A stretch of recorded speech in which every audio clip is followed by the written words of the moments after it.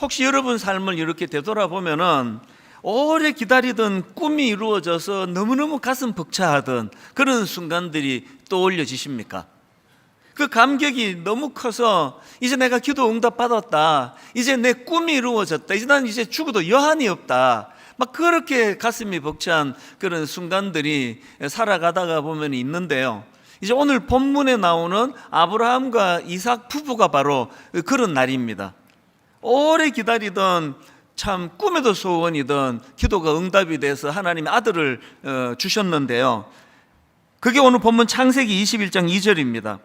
사라가 임신하고 하나님이 말씀하신 시기가 되어 노년의 아브라함에게 아들을 낳았으니, 이게 무려 25년의 세월을 기다리던 그 응답이 이루어졌으니까요. 그리고 인간적인 차원으로는 절대 이게 이루어질 수 없는 그런 일이 일어났으니까 막 얼마나 기뻤겠습니까? 그래서 그 아들 이름 짓는 것부터 기쁨이 드러납니다. 3절에 보니까 아브라함이 그에게 태어난 아들 곧 사라가 자기에게 낳은 아들을 이름하여 이삭이라 하였고, 이삭은 웃음이라는 뜻입니다. 막 이름도 막 주체할 수 없는 기쁨이 막 그대로 지금 담겨져 있는 거거든요.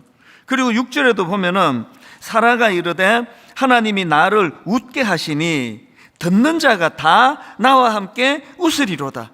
자기뿐 아니라 모든 세상 사람들이 다 이걸 기뻐할 것이다. 우리도 이제 그런 너무 막 어떤 소원이 이루어질 때 막 온 세상이 다 웃는 것 같고, 지금 이 사라가 지금 그런 상황입니다. 그래서 저는 이 말씀을 제가 묵상하고 준비하면서 담임 목사니까요, 또 설교자니까 마음에 막 소원이 일어나는 겁니다. 오늘 예배드리는 우리 모든 성도님들의 삶 가운데에서도 지금 아브라함이 누리고 있고 사라가 누리고 있는 막 주체할 수 없는 기쁨이 좀 삶 가운데 자주자주 일어나기를 원합니다. 그것이 내게 활력이 되고 그것이 내게 또 삶의 어떤 동력이 되게 하는 그 벅찬 기쁨, 제가 오늘 이런 마음의 그 소원을 가지고 이제 우리가 어떻게 하면은 이 기쁨이 삶 속에서 점점 더 확장되도록 할 수 있을 것인가, 그러니까 이런 것들을 이제 좀 살펴보기를 원하는데요. 그래서 제가 이제 우리 이 기쁨과 관련해서 이 뭐가 우리에게 확장이 될 때 기쁨도 확장될 수 있는가, 이걸 제가 묵상을 하다가 두 가지로 정리를 해봤습니다. 이 기쁨과 관련한 두 가지 확장, 첫 번째가 이겁니다. 우리 개인의 소원 성취에서 하나님 뜻의 성취로의 확장이 일어나야 된다는 거죠. 기쁨이 더 커지려면. 자, 이게 무슨 의미인지 제가 설명을 해드릴게요. 요셉을 제가 예를 들어서 설명을 해드리겠습니다. 최근에 저희 어머니가 우리 아들 찬수가 요셉 같은 인물 되게 해주시기 원합니다, 이 기도를 열심히 드렸다고 말씀을 드렸는데요, 매일마다 그렇게 기도하셨습니다. 그래서 이제 무슨 편지를 써주시고 할 때도 너는 요셉과 같은 인물이 될 것이야, 그러면서 저에게 늘 이걸 표현해 주셨는데요, 아마 저희 어머니뿐만 아니고 여기 꽤 많은 그 부모님들이 자기 자녀를 위해서 이렇게 기도하실 거예요. 요셉 같은 인물이 되게 해달라. 이렇게 기도한다면 여기에는 두 가지 의미가 담겨 있다고 생각합니다.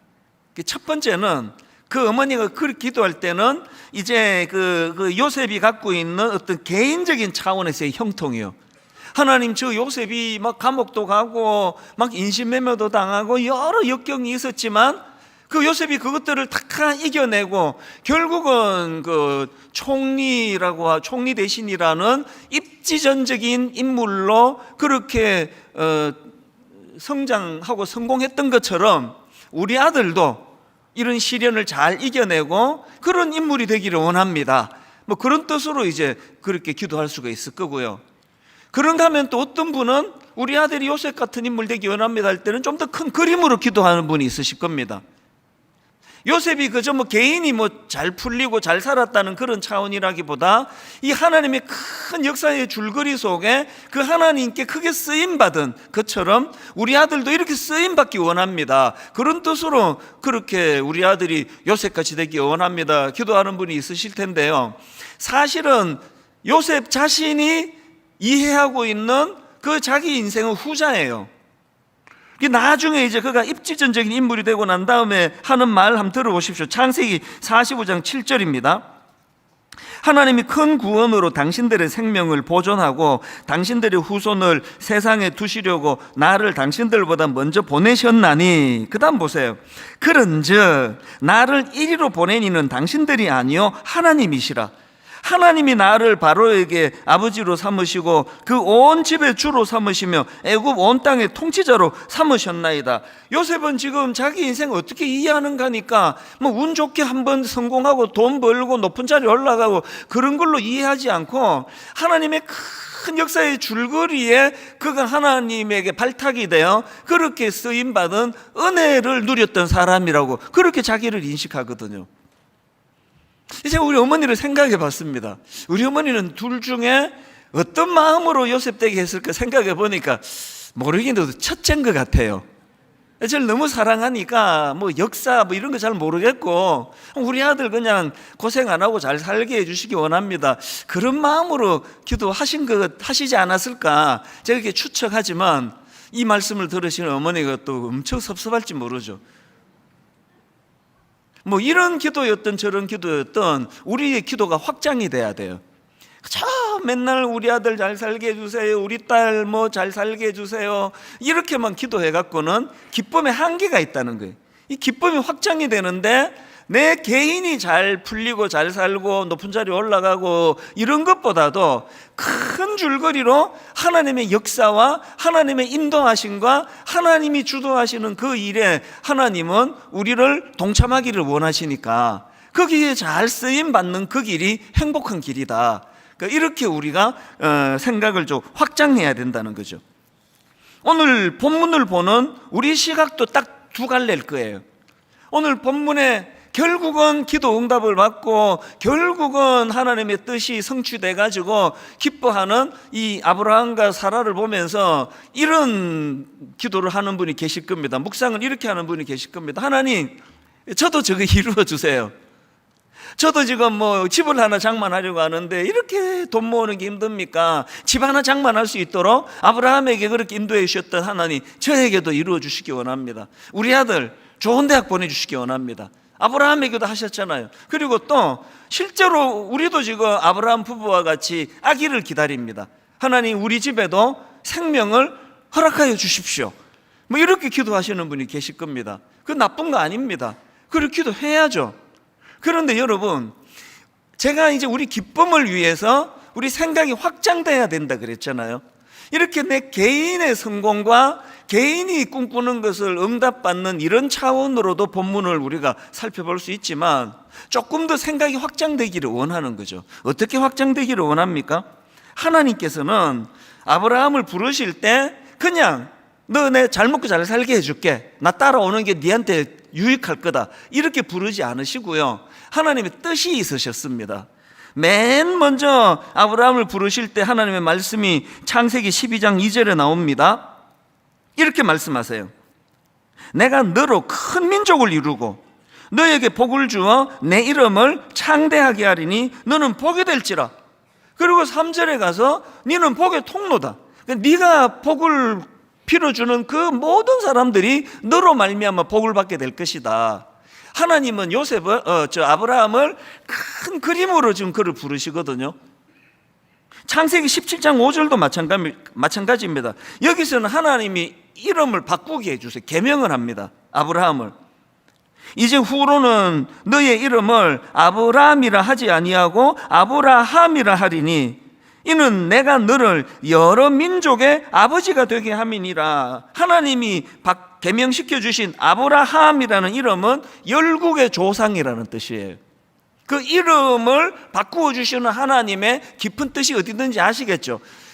내가 얘를 부를 때 얘 잘 먹고 잘 살게 해줄 자신이 있어, 이렇게 부르신 게 아니라 큰 역사의 줄거리의 동력자로 부르셨다는 거죠. 그러니까 여러분, 이런 본문을 우리가 묵상할 때 그래서 우리도 아브라함처럼 복받게 해주세요, 우리도 아브라함처럼 아들 주세요, 우리도 아브라함처럼 소원 이루어지게 해주세요, 이렇게만 구하는 그 자리에서 우리의 생각과 하나님께 구하는 것이 더 확장이 돼야 돼. 이게 우리에게 기쁨을 가져다 준다는 겁니다.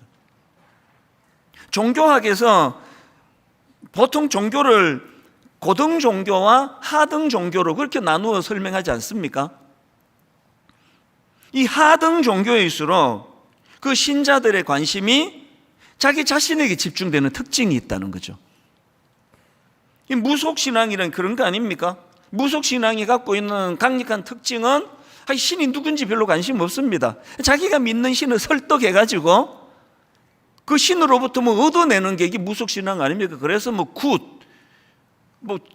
TV에 가끔씩 나와서 제가 유심히 보는데요, 깜짝 놀랍니다. 이 굿 값이 천차만별이더라고요. 최근에 제가 무슨 프로를 보니까 굿 하는데 2천만 원을 줬다는 그런 얘기도 제가 들었습니다. 왜? 신을 설득하기 위해서 정성을 들여야 된다. 또 무당들이 또 그렇게 얘기하더라고요. 온 정성을 다 기울여서 자기 신을 설득하고, 그래서 2천만 원을 들여서 자기가 원하는 것을 얻어내는 게 이게 이 하등 종교의 특징입니다. 여기에 무슨 역사가 들어가고 여기에 무슨 신의 어떤 섭리와 뜻이 들어가고 하나도 필요 없어요. 이 박영선 목사님이 이 실존적 신앙 그리고 또 역사적 신앙 이런 걸 대조하시면서 이제 이런 부분을 많이 강조하시는 분인데요. 강의를 통해서나 또 설교를 통해서나 또 책을 통해서나 이런 것들을 이제 자주 반복해서 강조하시는 분이세요. 저는 이 목사님의 책을 좋아하는데요, 읽으면 굉장히 동의가 돼요. 우리가 갖고 있는 지금 그 기독교가 갖고 있는 변질되기 쉬운 요소가 뭐냐면은 우리가 자꾸 이 하등 종교처럼 가고 있는 거거든요. 무조건 그냥 막 하나님을 설득해가지고 뭘 얻어내는 이거, 막 철학기도 막 이런 거, 막 금식기도, 이 전부가 다 이제 하나님을 설득하는 그런 도구로 오해하는 분들이 많으시다는 거죠. 알라딘의 마술 램프 아시잖아요. 그냥 쓱쓱쓱 문지르면 펑 하고 그 진이라는 그 거인이 나와가지고 이제 그 소원을 들어준 이런 패턴인데, 그래서 이제 이 하등 종교에서 말하는 신, 그들이 믿는 신의 강력한 특징이 뭐냐니까요, 그 하등 종교에서의 신은 자기 계획이 없다는 특징이 있다는 겁니다. 계획이 있으면 안 되죠. 2천만 원이나 주고 구슬했는데 나중에 그 신이 응답 안 하는 게 내 뜻이다. 그거 어떻게 되겠냐고요. 그러니까 알라딘의 그 램프의 지니는 자기 뜻이 없어요. 그럼 문지르면 나와야 되고요, 소원을 말하면 들어줘야 돼요. 그래서 하등 종교일수록 자기가 믿는 신이 뜻과 계획이 있는 게 아니라 그것을 믿는 신도들이 뜻과 계획이 있다는 거 아닙니까? 2천만 원을 들여가지고 더 정성을 들이고 막 엄청난 대가를 거기다 치렀기 때문에, 그래서 이제 응답이 없으면 그 무당을 막 이제 막 고소하고 그렇게 하는 게 뭡니까?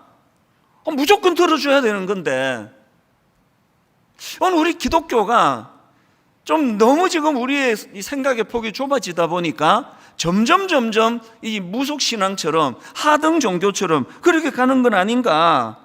여러분, 오늘 이 아브라함을 통해서 마음 깊이 각인시켜야 될 게 있는데요, 우리 하나님은 그런 하등 종교의 그런 그 저질스러운 잡신이 아니에요.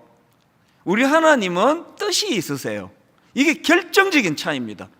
막 2천만 원 내고 막 굿만 하면은 막 이게 뭐 좋은 거든 나쁜 거든, 막 심지어는 뭐 누구 좀 죽여주세요, 누구 병들게 해주세요, 그래도 막 한 2천만 원, 3천만 원 내고 하면은 그 신이 설득될 수밖에 없는 게 하등 종교의 구조라면, 우리 하나님은 뜻이 있는 분이에요. 그래서 기도를 자꾸 하나님 설득하는 것으로 자꾸 생각하시면은 그게 좀 곤란합니다. 어떤 면에서는 우리의 이 갈급함을 하나님께 아뢰는 거는 그건 좋은 거지만요, 자꾸 하나님을 막 설득해가지고 내가 원하는 걸 얻어내는 도구로 그 기도로 그렇게 생각하시면 당분간은 기도하지 마세요. 안 하는 게 훨씬 유익합니다. 기도라는 것은요, 뭘 전제로 합니까? 하나님의 뜻과 계획이 있다는 거죠. 그 하나님과 뜻과 계획에 기도를 통해서 우리가 그 하나님의 뜻과 계획을 잘 분별하고, 그리고 하나님은 역사를 주관하세요. 그리고 우리를 거기에 동참하기를 원하시는데 그 큰 그림을 그려나가려고 하는 게 그게 기도여야 한다는 거죠. 물론 우리의 연약함을 아시기 때문에 참 철없이 구하는 그런 기도도 나무라진 않으세요. 그러나 이게 좀 철이 들어가면은 기도도 점점 그 확장이 돼야 되는 거 아니겠습니까? 하나님은 뚜렷한 계획을 갖고 계신 신이세요. 아브라함을 부르실 때도 니 좋은데 해라. 어차피 내가 계획 없다. 그런 분이 아니시고요. 맨 처음 아브라함을 부르실 때 하나님 말씀을 보십시오. 창세기 12장 1절. 여호와께서 아브라함에게 이르시되 너는 너의 고향과 친척과 아버지의 집을 떠나 내가 뭐라 말씀하십니까? 너에게 보여줄 땅으로 가라. 계획이 있으세요. 아무데나 가라. 아닙니다. 하나님은 그런 하등 종교의 그런 저질 신이 아니십니다. 하나님은 뜻을 갖고 계세요. 하나님은 역사를 주관하세요. 큰 줄거리를 가지고 계세요. 그래서 저는요, 이런 차원에서 빌립보서 2장 13절을 굉장히 중요하게 생각합니다. 너희 안에서 행하시는 이는 하나님이시니, 그 다음 보세요. 뭘 위합니까? 자기의 기쁘신 뜻을 위하여. 하나님은 원하는 뜻이 있으세요. 자기의 기쁘신 뜻을 위하여 너희에게 소원을 두고 행하게 하시나니, 하나님은 하나님의 뜻이 있으세요. 그분의 계획이 있으세요. 그리고 믿는 우리가 그분의 뜻과 계획을 이해하고 그 뜻을 이루어가는 일에 우리가 쓰임받기를 원하세요. 기도를 반대로만 하고 있는 거 아닙니까? 이걸 너무나 잘했던 인물이 구약의 한나입니다. 한나도 아브라함 부부처럼 자식이 없어서 오래 참 그 서름을 이겨가면서 또 그 분인나라는 여종이 막 조롱하고 그래서 막 수모를 겪으면서 그렇게 하나님께 그 아들을 구했는데요. 중요한 한 가지 포인트를 한나에게서 우리가 배워야 됩니다. 한나가 그 아들을 얻는 과정에서 하나님께 드린 기도를 한번 보십시오. 사무엘상 1장 15절입니다. 한나가 대답하여 이르되 내 주여 그렇지 아니하니이다. 나는 마음이 슬픈 여자라. 포도주나 독주를 마신 것이 아니요. 그 다음 보세요. 여호와 앞에 내 심정을 통한 것뿐이오니. 지금 이거 한번 보세요. 한나가 생각하는 기도는 하나님께 자기 심정을 통하는 거예요.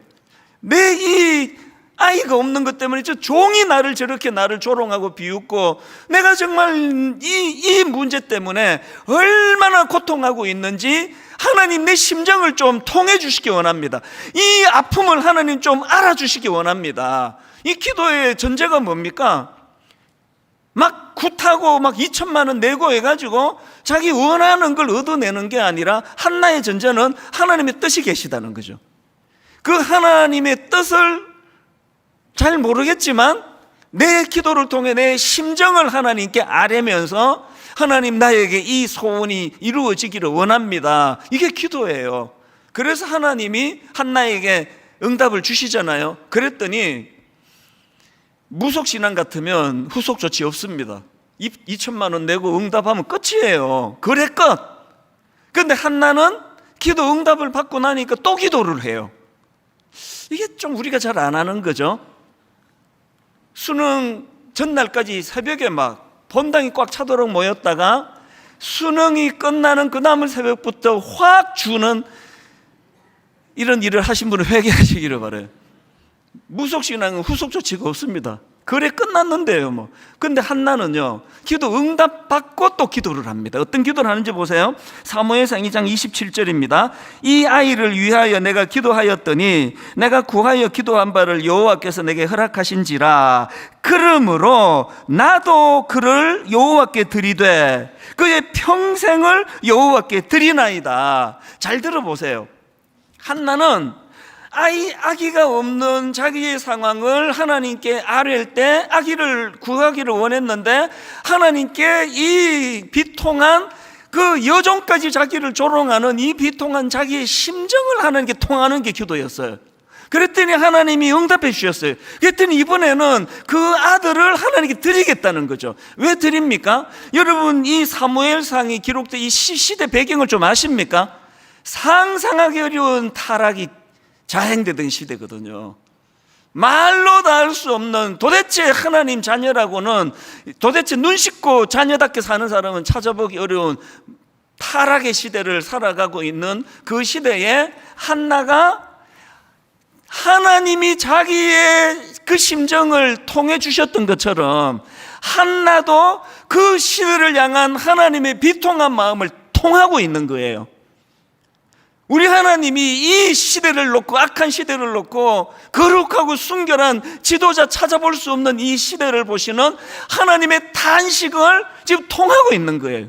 그래서 얻는 것으로 끝나지 않고 하나님이 이 아들을 하나님께 드리겠습니다. 그렇게 배출된 인물이 위대한 아들 사무엘 아닙니까? 우리 자꾸 하등 종교로, 그래서 뭐 신이 누군지 뭐 관심 없고, 여기 성경 죽으라고 안 읽잖아요.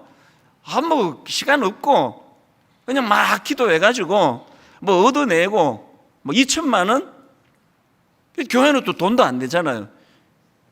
뭐 금요 기도에 한 번 참석하는데 뭐 2천만 원씩 내야 된다 그러면 누가 오겠냐고요. 계속 우리가 이렇게 우리 하나님을 자꾸 초라하고 참 그 하등 종교의 신으로 몰고 가시면 안 됩니다. 다시 말씀드려요. 하나님은 뜻이 있으세요. 하나님은 그분의 뜻과 계획이 있으세요. 역사를 주관하세요. 그 하나님이 오늘도 우리를 동참하기를 원하세요. 그 하나님의 일에. 이런 차원으로 우리를 한번 돌아보셔야 됩니다. 그래서 여러분, 꿈 넘어 꿈, 이런 이야기 제가 얼마나 자주 합니까? 아들 주세요. 그래서 아들을 얻어내는 게 꿈이 이루어졌다 그래요. 그래서 한나가 이제 이 아들을 하나님 심정이 통하여서 이 악한 시대에 하나님을 위하여 이 아들을 내가 드리겠습니다. 이 꿈 넘어 꿈이에요. 왜 그렇게 응답받기를 원하세요? 여러분, 꿈 넘어 꿈이 있습니까?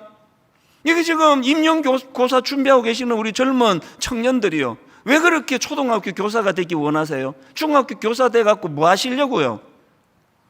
연금도 나오고 뭐 월급도 잘 나오고 철밥통이니까요. 그런 분은 교사 안 하시면 좋겠습니다. 교사를 해야만 되는 꿈이 있는 분에게 꿈 넘어 꿈이 필요하죠. 그래서 하나님, 이제 저를 만나는 그 수많은 어린아이들이, 또 우리 초등학생이, 중학생이 저 같은 교사를 만남으로 해서 그 아이 인생이 바뀌어지는 일이 일어나기를 원합니다. 이게 꿈 넘어 꿈을 놓고 하는 기도예요. 제가 목사가 되는 게 우리 어머니 꿈이었다면 지금도 기도하세요. 99세 지금도 기도하세요. 우리 아들이 하나님을 두려워하고 정말 성도들을 사랑하고 위하는 그런 목사 되게 해달라고, 또 예전에는 우리 아들이 시시한 목사가 되지 않게 해달라고 그런 기도를 막 노골적으로 했어요. 이게 시시한데 저 사람? 그러시면 저한테 좀 오세요. 기도 제목을 제가 우리 어머니한테 전해드릴게요. 꿈 넘어 꿈이에요. 최근에요, 일만소도 파송 운동으로 가신 연세가 좀 있으신 권사님 두 분이 저를 찾아오셨습니다. 앉으면서 울음을 막 참으시는데요, 뭔가 있는 것 같아요. 이제 순종해가지고 29교회로 가셨는데, 대부분의 이제 29교회로 가신 분들이 지금 너무너무 행복한데요, 이제 가끔 이제 이 두 분처럼 적응이 안 되는 분이 계세요.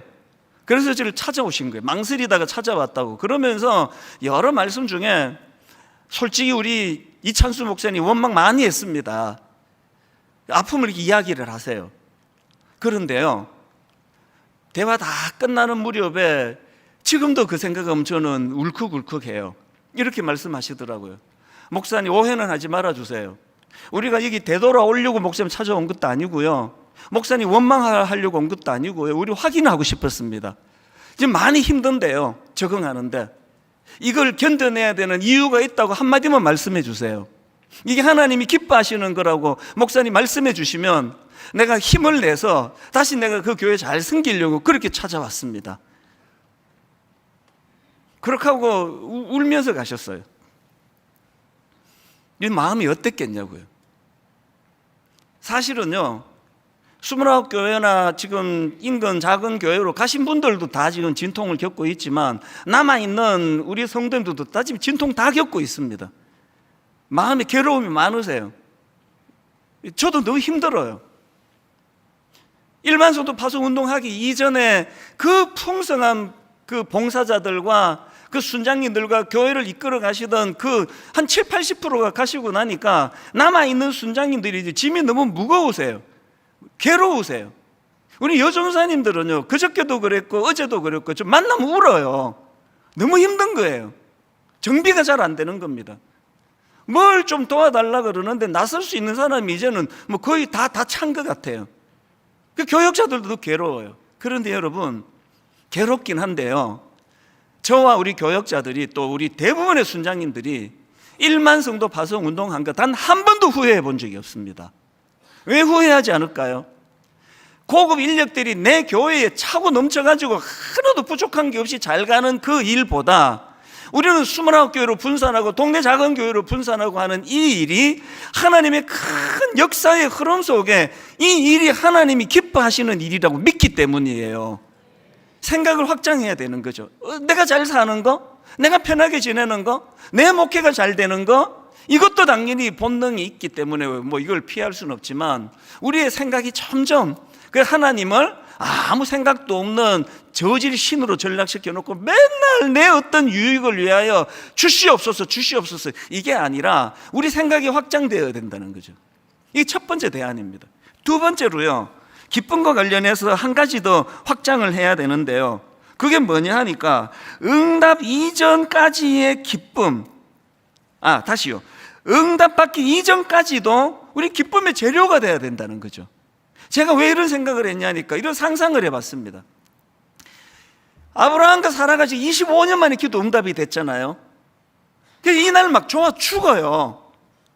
근데 여러분, 우리 신앙생활이라는 게요, 25년 응답되기 전까지 25년 괴롭고 오늘 하루 딱 좋은 거라면 저는 신앙생활 안 할래요. 이러고 어떻게 예수 믿습니까? 25년 내내 고통스럽고 결핍 때문에 응답받아 오늘 하루 딱 좋은 게 신앙이 아니고요. 여러분, 예수 믿는 사람들의 진짜 묘미가 뭔지 아십니까? 응답받지 못한 25년까지도 기쁨의 재료가 될 수 있다는 거죠. 철학기도 오셔가지고 응답이 늦어져가지고 맨날 울다가 와서 울다가 가세요. 왜 오셨냐고 그러면 집에서 우시지. 철학기도는요, 응답을 오늘 그 자리에서 즉석으로 받아가지고 무슨 폭군 번호 받아가는 게 아니고요, 약해서 응답받기 전에가 기쁨이 되기 어려워서 하나님께와 힘을 얻고 응답받기 전도 기쁨이 될 수 있다는 사실을 깨달아가는 게 그게 철학기도예요. 무슨 말씀인지 설명을 좀 드릴게요. 지난주 다락방 교재에 이제 이걸 다루었는데요, 이걸 여기 같이 나누어야 되겠습니다. 여러분, 그 예레미야 29장 10절에 보면은 이 포로로 끌려간 이스라엘 백성들에게 절망적인 선언이 일어납니다. 자, 예레미야 29장 10절입니다. 여호와께서 이와 같이 말씀하시니라, 바벨론에서 70년이 차면 내가 너희를 돌보고 나의 선한 말을 너희에게 성취하여 너희를 이곳으로 돌아오게 하리라. 이게 무슨 뜻입니까? 지금 막 이 사람들이 꿈에도 소원은 이제 포로 생활 끝내고 자기 집으로 돌아가는 건데, 그래서 막 거짓 선지자들의 만에 현혹이 돼가지고 이제 곧 간다, 거기에 이제 혹해 있는데 하나님께서 거기에 쐐기를 박으세요.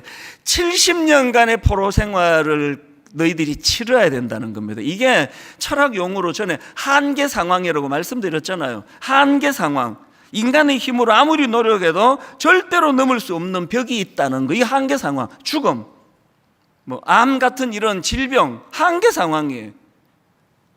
이스라엘 백성들에게 이 70년간 너희들 못 간다, 하나님은 그렇게 결정하셨습니다. 이 한계 상황이에요. 이 얼마나 절망이냐고요. 그런데 여러분, 이런 상황에서 하나님은 난 니들이 미래를 꿈꾸고 희망을 꿈꾸는 인생이 되기를 원한다고 그 말씀을 주시는데요, 어떤 식으로 풀어가는지 한번 보십시오. 하나님이 이 고통스러운 상황에서 어떤 말씀을 주시는가 하니까 예레미야 29장 4절입니다. 보십시오. 만군의 여호와 이스라엘의 하나님께서 예루살렘에서 바벨론으로 사로잡혀 가게 한 모든 포로에게 이와 같이 말씀하시니라. 5절, 너희는 집을 짓고 거기에 살며 텃밭을 만들고 그 열매를 먹어라. 아내를 맞이하여 자녀를 낳으며 너희 아들이 아내를 맞이하며 너희 딸이 남편을 맞아 그들로 자녀를 낳게 하여 너희가 거기에서 번성하고 줄어들지 아니하게 하라. 무슨 뜻인지 알겠죠? 자꾸 고향 생각 좀 그만하고 자꾸 그 집에 가겠다 이 소리 이제 그만하고 여기서 너희들이 둥지를 터라. 여기서 너희들이 터전을 마련해라. 그런 말씀을 주시는데요, 바로 그 다음 7절이 그 일들에 대한 의미 부여입니다. 7절을 보십시오. 세 번요. 또 너희는 내가 사로잡혀가게 한 그 성읍이 평안을 누리도록 노력하고 그 성읍이 번영하도록 나 주에게 기도하여라. 그 성읍이 평안해야 너희도 평안할 것이기 때문이다. 하나님은 지금요, 그들이 70년간 포로 생활하는 것에 의미를 부여하는 거예요. 니들이 거기 있음으로 말미암아 그들이 변화가 일어나고 니들이 그곳에서 선한 영향력을 행사할 때에 거기에 가치가 있다고 말씀하시는 거거든요. 의미 부여. 이 의미 부여가 중요한 게, 저는 이민생활 7년 동안에 초기 한 1, 2년은 거의 죽음 직전이었습니다. 용기가 있었으면 뭐 죽었을지도 몰라요. 내 이민생활 초기는 절망 그 자체예요. 눈 씻고 봐도 희망이라고는 단 1%도 없었습니다. 그랬는데요, 하나님께서 저에게 찾아오시고 은혜를 받고 내 인생이 변했습니다. 그 끔찍하고 지루한 이민생활에 의미 부여를 주셨어요. 아메리칸 드림이라 그러는데, 이거 돈 버는다. 나 돈 벌기로 해. 돈을 엄청 벌어가지고 40살이 되면은 한국에 가서 과원 하나 차리고 양로원 하나 차리고, 그 20대 초중반에 참 철없는 나이에 하나님 이 마음을 주셨어요. 그냥 돈을 벌 거라고. 막 영어도 안 되고 막 학비대 줄 사람도 없고, 그런데 왜 막 미친 듯이 내가 대학을 졸업해야 되느냐 하니까, 이 꿈을 이루는 과정에서 이게 첫 번째 관문이라고 의미를 부여하니까 그 필요도 없는데 대학 졸업장이 막 이를 악물고 졸업해요. 그러니까 여러분, 저는 대학 졸업이라는 거, 이건 실력으로 하는 게 아니라 이거 의지로 하는 거더라고요. 해야 되니까. 그 다음 관문으로 넘어가니까 그렇게 억지로 그 졸업장 떠놓고요, 그 다음에 대학 졸업장과 전혀 상관없는 일을 했습니다. 흑인 동네로 갔어요. 흑인 동네로 가서 자파가게 큰 도매점인데 흑인 한 사람하고 저하고 2인 1조가 돼가지고, 걔는 중학교도 안 나온 애예요. 대졸인 내가 같이 쓰레기통 치우고 변기 청소하고 물건 재고 조사하고 밑바닥부터 했거든요. 왜? 그래야 내가 나중에 나도 이거 차릴 거니까, 난 돈 벌어야 되니까. 그래서 여러분, 그 쓰레기, 대학 나온 사람이 그 흑인 한 명하고 쓰레기통 뒤지고 있는데 이게 하나도 안 창피했습니다. 왜 안 창피할까요? 의미 부여가 되니까. 나는 여기서 돈 벌을 거야, 돈. 그래서 나는 아메리칸 드림을 이루어서 40살에 한국에 가고 고아원 차릴 거야, 양로원 차릴 거야. 이거가요, 뭐 너무 크게 의미 부여하는지는 몰라도요, 내 인생에 하나님의 큰 역사의 줄거리에 쓰임 받기 위해서 저는 이렇게 했다 생각해요. 그랬더니 하나님이 방향을 확 바꾸셔가지고 30살에 10년이나 단축해서 목사가 되게 해서 분당 우리 교회를 통해서 제가 꿈꾸던 복지 사역 한 100배, 1000배 하나님이 키워주고 계시다고 저는 믿거든요. 의미 부여해요. 여러분, 여러분의 인생이 응답 받아가지고 부자 되는 그 하루 행복하기 위하여 25년을 불행하게 보내는 건 하나님 뜻이 아닙니다.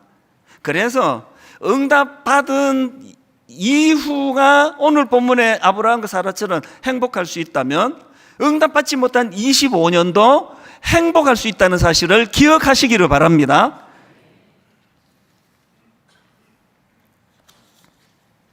여기서 중요한 게 하나 있는데요, 이렇게 하나님께서는 놀라운 삶의 의미를 부여해 주시는데 그 도구가 하나 있습니다. 하나님 쓰시는 도구, 그게 말씀입니다. 예레미야 29장 4절, 만군의 여호와 이스라엘의 하나님께서 예루살렘에서 바벨론으로 사로잡혀 가게 한 모든 포로에게 이와 같이 뭐 하셨습니까? 말씀하시니라. 예레미야 29장 11절, 여호와의 말씀이니라. 그 다음 보세요. 너희를 향한 나의 생각을 내가 아나니 평안이요 재앙이 아니니라. 너희에게 미래와 희망을 주는 것이니라. 응답 못 받아가지고 지금 막 계속 우울하고 막 그냥 기운도 하나도 없고 보니까 뭐 아멘할 힘도 없는 분이 많아요.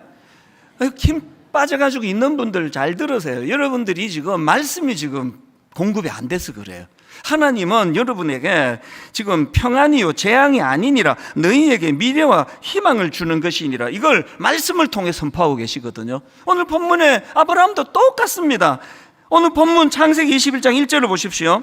여호와께서 말씀대로 사라를 돌보셨고 또 여호와께서 말씀하신 대로 사라에게 행하셨으므로 사라가 임신하고 하나님이 말씀하신 시기가 되어 노년의 아브라함에게 아들을 낳으니 그래서 여러분, 우리 기독교는 말씀의 종교예요. 한 구절 묵상. 이제 오늘 7월 2일이니까요 6월 달까지 안 한 거 다 용서해 드릴게요. 오늘부터 또 하자고요. 말씀의 종교예요. 약속의 말씀이 있어야 이게 재앙이 아니고 이게 희망이셨구나. 요셉이 지금 감옥에 처박혀 있는데, 지금 성추행범으로 바울이 지금 너무 억울하게 지금 감옥에 처박혀 있는데, 바울에게, 요셉에게 감옥은 절망이 아니에요. 그 희망이에요. 추억의 장소입니다. 어떻게 가능했냐고요? 창세기에서 말씀하시잖아요. 요셉이 감옥에 가 있는데 그게 형통이다. 왜 형통이냐? 말씀이 공급이 되는데. 바울이 감옥에 갇혀 있는데 그 악한 것들이, 적들이 바울을 감옥에 묶어두는 것까지는 할 수 있는데 그 이상은 못해요. 감옥에서 막 찬양하고 막 밤새 가지고 막 부흥회 막 해버리고 이러고 막 옥문이 열리고. 제가 오늘 설교 제목을요, 꿈이 이루어지기 이전의 행복, 이렇게 잡았는데 주보에다가 한 3번 바꾸고 이게 4번째인가 3번째인가, 난 이놈이 제일 마음에 이 제목이 꿈이 이루어지기 이전의 행복. 꿈이 이루어지기 이전의 행복을 가지려면 2가지를 하셔야 돼요. 하나님은 꿈이 이루어지기 전에도 행복하기를 원하시는데, 그러시려면 첫째, 오늘 아브라함과 사라가 확인했던 약속하시면 약속을 지키시는 하나님을 믿으시면 돼요. 이 하루만 행복한 사람은 25년 불신앙에 빠져가지고 못 믿어 하나님이 난 절대로 안 믿어져, 그러다가 하루 행복한 사람이에요. 그런데 당겨서 믿는 거예요. 하나님은 반드시 약속을 지키시는 분이다. 이찬수 목사님이 그렇다 카더라. 자기가 목경한 사람은 저라도 좀 믿어주세요. 하나님 약속을 지키시는 분이다. 이걸 우리가 확신하는 게. 2번째는 이거나 저거나 말씀이 들려야 돼요. 말씀이. 기독교는 말씀의 종교예요. 하나님 말씀하시거든요. 다시, 이거 지난주 괜히 나눠줬어. 오늘 나눠주고 흔들어 보라고 그래서 되는데. 한 구절 묵상입니다. 말씀을 여러분 가까이 하지 않고는 이 상황이, 지금 누명서 감옥에 있는 이 상황이 절대 이게 축복이라고 말할 수가 없습니다. 그를 시야가 안 떠여져요. 결론을 저는 오늘 이렇게 맺기 원합니다. 여러분, 오늘 긴 25년의 세월을 보내고 계시는 분 얼마나 힘드세요.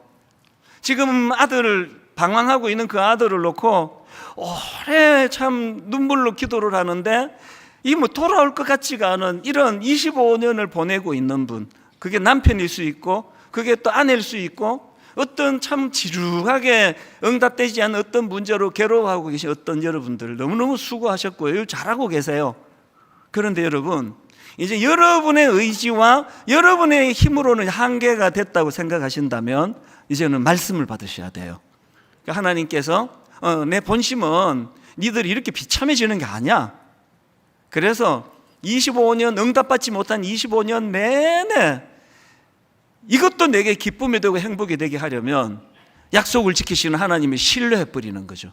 그 하나님을 믿어버리는 거죠. 그리고 그 하나님이 주시는 말씀에 우리가 귀를 기울이는 겁니다. 오늘 그 설교 후 찬양을 저는 하나님의 부르심이라는 이 찬양으로 전했는데, 이 찬양은 우리 지금 그 찬양 인도를 은혜롭게 하고 계시는 이동선 전사님이 그 피아 워십이라는 참 젊은 사람들 다 알아요. 이 은혜로운 찬양팀을 지금 이끌고 있는데요, 이 피아 워십에서 주로 보급하고 공급하고 그런 찬양입니다. 가사가 이래요.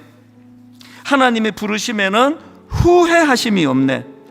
내가 이 자리에 선 것도 주의 부르심이라. 후렴, 날 부르신 뜻 내 생각보다 크고 날 향한 계획 나의 지혜로 측량 못하나 가장 좋은 길로 가장 완전한 길로 오늘도 날 이끄신 믿네. 이 가사 안에 신학이 다 들어있습니다. 우리 하나님은 그 하등 종교의 저질 신이 아니에요. 뜻도 없고 계획도 없고 2천만 원 주고 굿하면은 이것도 네 마음대로 해라, 저것도 내 마음대로 하시는 분 아니에요. 하나님은 뜻이 있으세요. 하나님은 역사로 일하고 계세요. 거기에 우리를 참여하고 동참하기를 원하십니다. 그게 바로 이 찬양 안에 녹아 있습니다.